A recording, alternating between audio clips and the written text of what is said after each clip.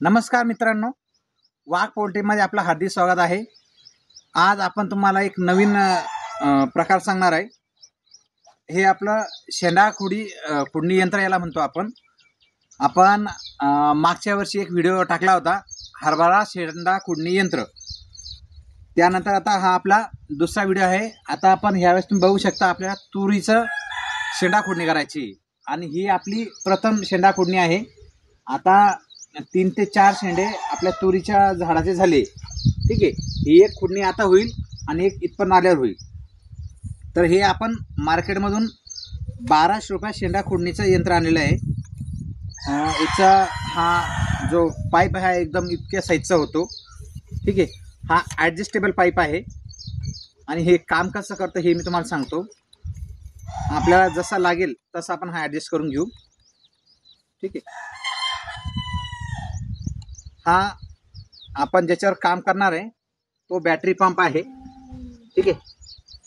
याला तुम्ही मॅन्युअली चालू किंवा बंद करायचं बटन इथं असतं। या ठिकाणी आपण तो जोडणार आहोत। हे बघू शकता तुम्ही, या ठिकाणी आपण तो जोडला आहे, ठीक आहे। तुम्हाला मी चालू करून दाखवतो की तो चालू कसा होतो, ठीक आहे।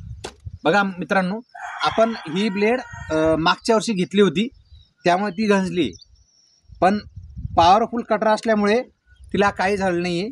आपण ती नवीन आणणार आहे, पण तरी काम किती बेस्ट करते ते तुम्हाला सांगतो।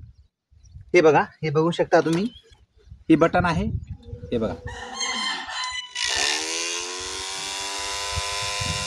ठीक आहे मित्रांनो। आता आम्ही तुम्हाला शेंडा खुडणी कसे करतात ते दाखवतो, चला। हे बघा मित्रांनो, आपण चालू केलंय। एक साईज बरोबर पकडायची या ठिकाणी आणि व्यवस्थित शेंडा कट होईल या हिशोबाने घ्यायचं।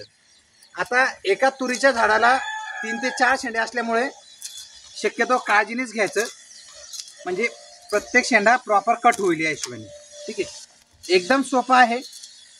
एक शेंडा खुडण्यापेक्षा पूर्ण मशीनने खुडलं म्हणजे व्यवस्थित होतं आणि झाड डेरा सुद्धा करतं। बघू शकता